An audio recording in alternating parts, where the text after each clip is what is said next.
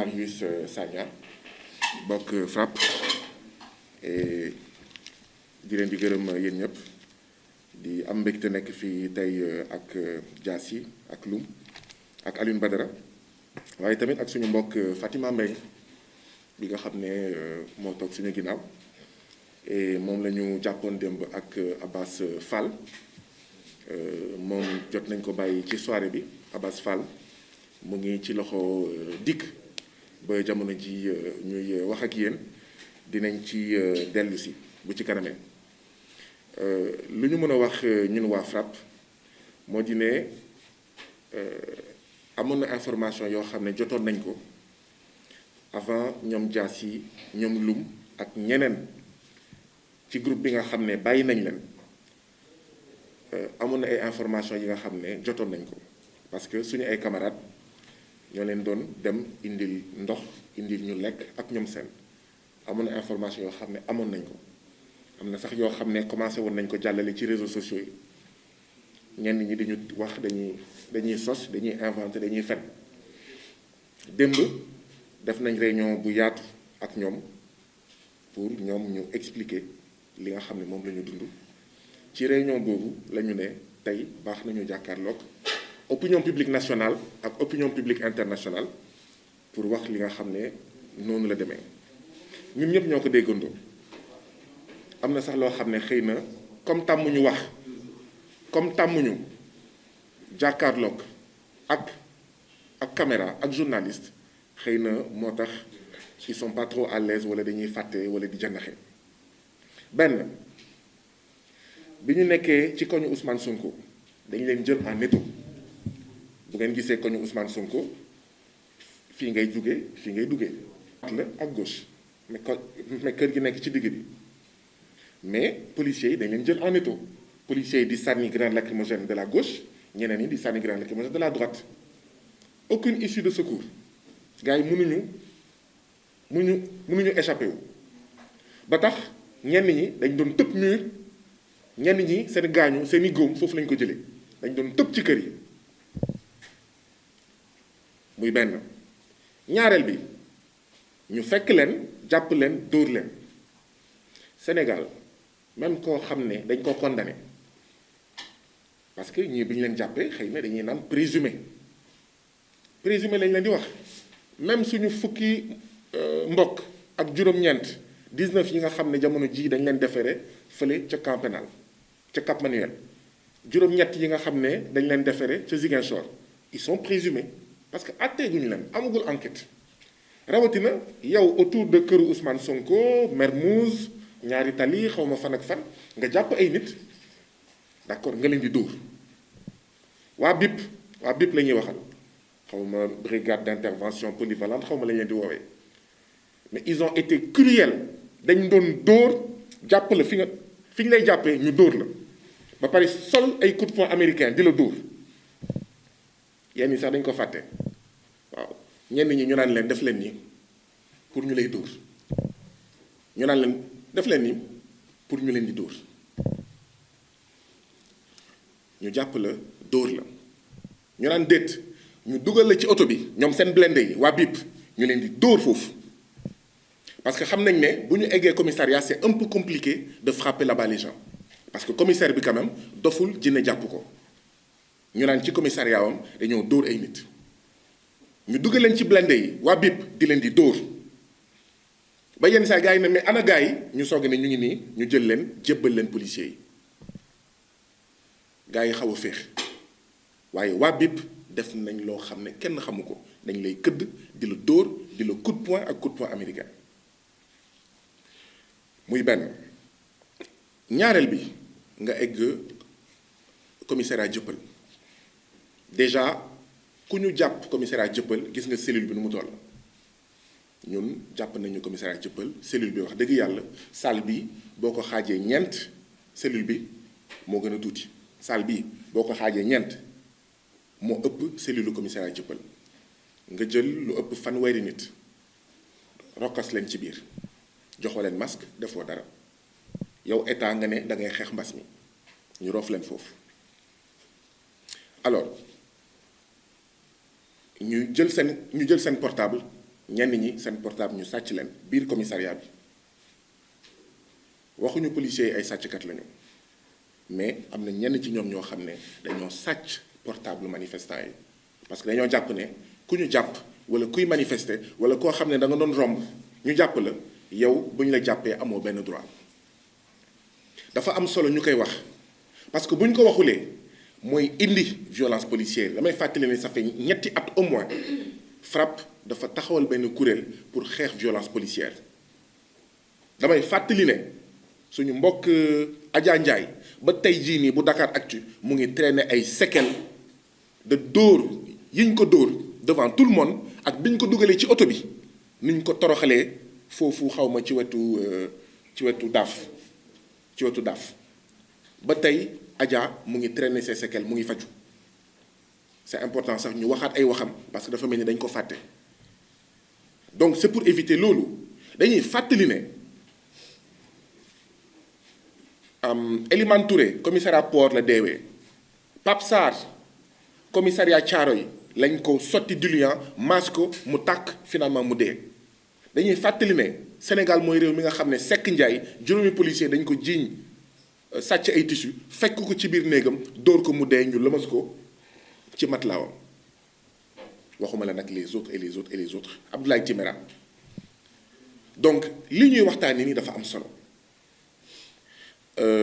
ñu egg commissariat donc police jëppal wax naa sàcc yeeg ak yooyu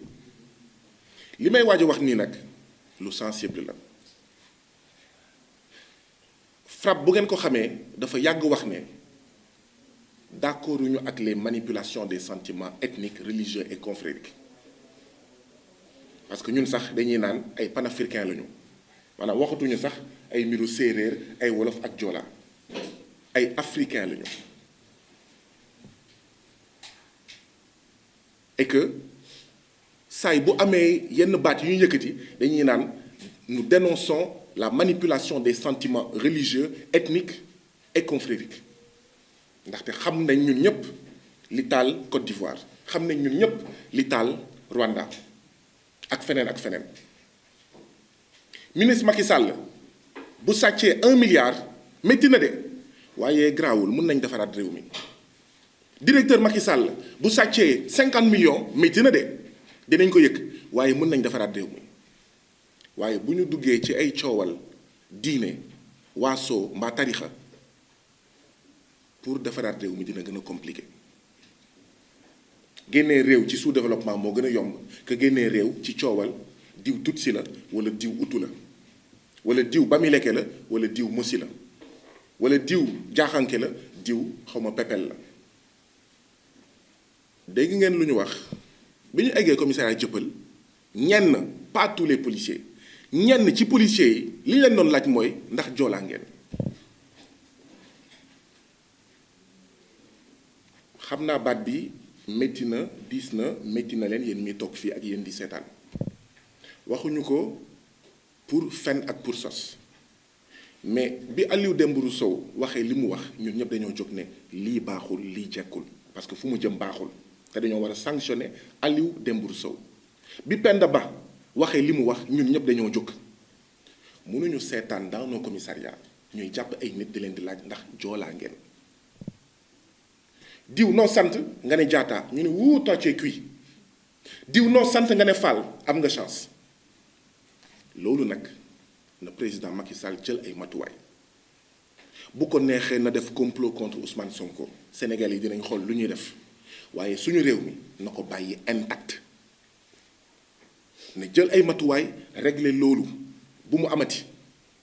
dans nos commissariats police ñuy laaj nit ñi ban waasoo ngeen wala ndax lii nga yenn policiers yi qui se permettent même de dire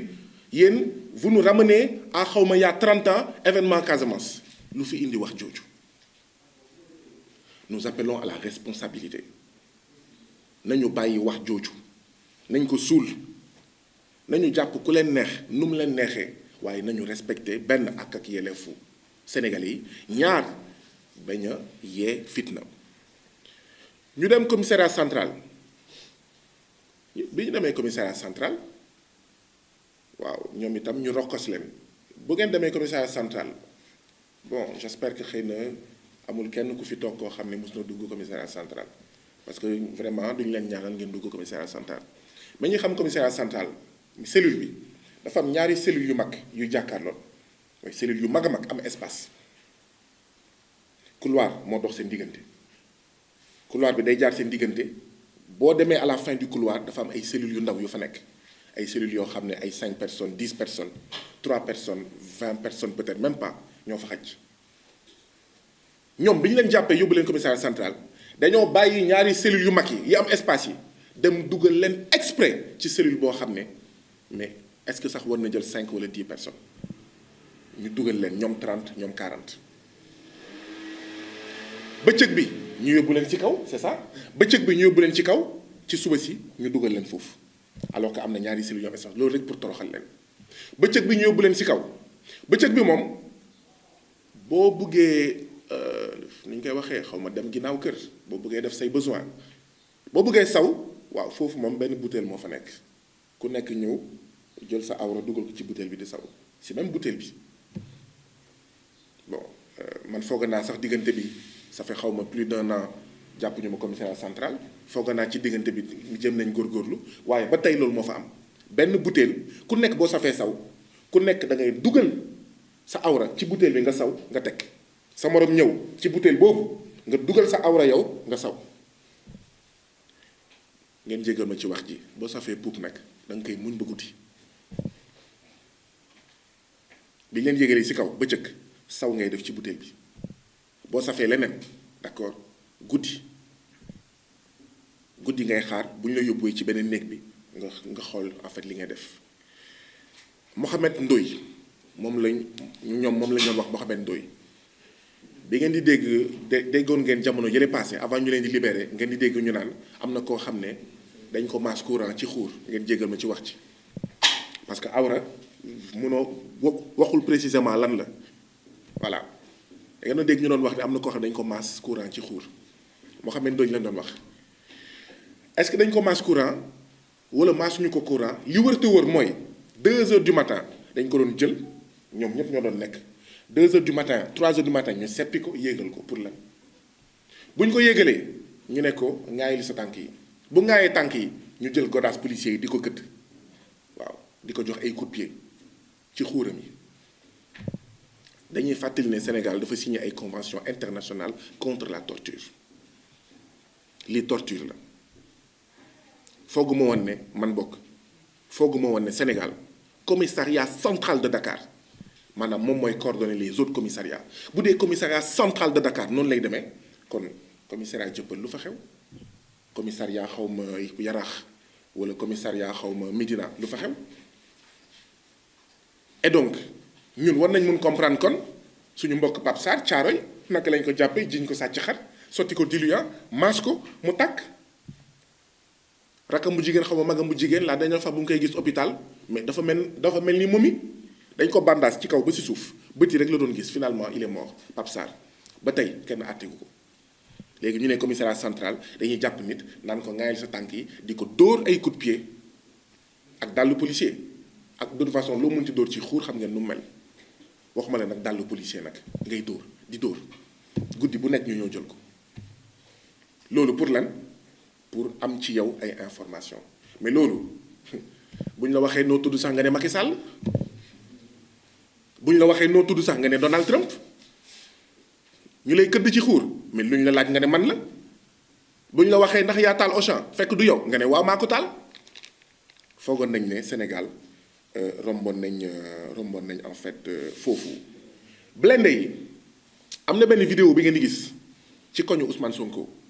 blindé bi di foncé ba ngeen gis waa ji plongé blindé yi dafa am ay oto yu ñu mbëkk blindé yi dafa am ay oto yu ñu mbëkk ñu bëgg ko teg ci loosu maanaam ñi nga xam ne xëy na ñoo nekkoon foofu wala ñoo doon romb foofu seen grenade lacrymogène dafa am grenade lacrymogène yoo xam ne dafa taal ay oto ñu bëgg ko teg ci loosu d'accord manifestants yi wala ñi nga xam ne ñoo doon romb ils étaient au mauvais endroit à la mauvaise heure wax nañ ko am na ñoo xam ne dañoo daw di sànni xeer ci benn chantier maçon ay maçon nekk fa ah mënuñu génn mënuñu daw ñu ñëw ñoom itam ñu jël rek buub. Je crois qu'il y avait ay au moins 4 wala 5 maçons 4 wala 5 maçons yooyu bokk nañ ci 19 yi nga xam ne jamono ji ñu ngi Cap Manuel. Donc ñu ngi interpeller président Macky Sall ci pratique yi ñu ngi interpeller président Macky Sall ci li nga xam ne moom moo fa am 19 lañ jàpp Dakar 8 lañ déféré tamit Ziguinchor. ñu ngi exiger la libération de 19 yooyu ak juróom-ñett yooyu suñu mbokk Fatima jàpp nañ ko dem ak Abass Fall ah mujje nañ ko bàyyi Abass Fall mu nga fa ñu ngi exiger la libération de Abass Fall. li ñuy ràññee mooy jamono ji dafa mel ni dafa am une chasse à l'homme une traque à l'homme dañuy rëbb or jàpp nañ ne vraiment tey jii ni Sénégal bu waree am lu ñuy rëbb nañu rëbb sàcckatu milliards yi nañu rëbb luubalkatu milliards yi nañu rëbb ñi nga xam ne ñooy toj këru sénégalais yi nañu rëbb ñi nga xam ne ñoom ñooy sàcc akimoo suufu sénégalais yi nañ leen rëbb ñooñu mais waruñu rëbb ay citoyens sénégalais ndax rek dañoo ne waaw li xewoon jamono Karim Wade xew jamono Khalifa Sall xewoon jamono Mamadou Dia bëgguñu mu xewaat waaw. Fatima Mbengue mu ngi fii toog waaye rien ne nous dit que dans quelques jours dans quelques heures duñ ko jàppaat gis ngeen démb conférence de presse xaw ma ñi bootu ci lu ñuy woowee opposition département Pikine en pleine conférence de presse moom kenn ku ñëw naan da leen di jàpp xaw ma da leen di arrêté on est dans quel pays là. fii lañ ko waxoon ñun man dañ ma jàpp ñaari yoon benn bi préfecture benn bi gouvernance pour dépôt de lettre. waaye Y'en a marre ñu jàpp leen benn yoon pour lan dépôt de lettre Sonatel Orange sur la VDN waa No Lank 5 ñoo jàpp dañ leen jàpp déféré leen pour lan dépôt de lettre préfecture. léegi gis ngeen léegi loolu mooy jur façon yu mel nii bu ñu toogee seetaan d'accord mbir mi dafa nar a gën a aggravé wu ñuy wax président Macky Sall na bàyyi chasse à l'homme bi na bàyyi traque à l'homme bi. bu bëggee jàmm na déglu sénégalais yi koy wax naan lii ngay waaj nii complot politique bi ngay waaj nii cabale politique bi ngay waaj nii teg ko ci suuf ba pare suñu réew na nga ko bàyyi intact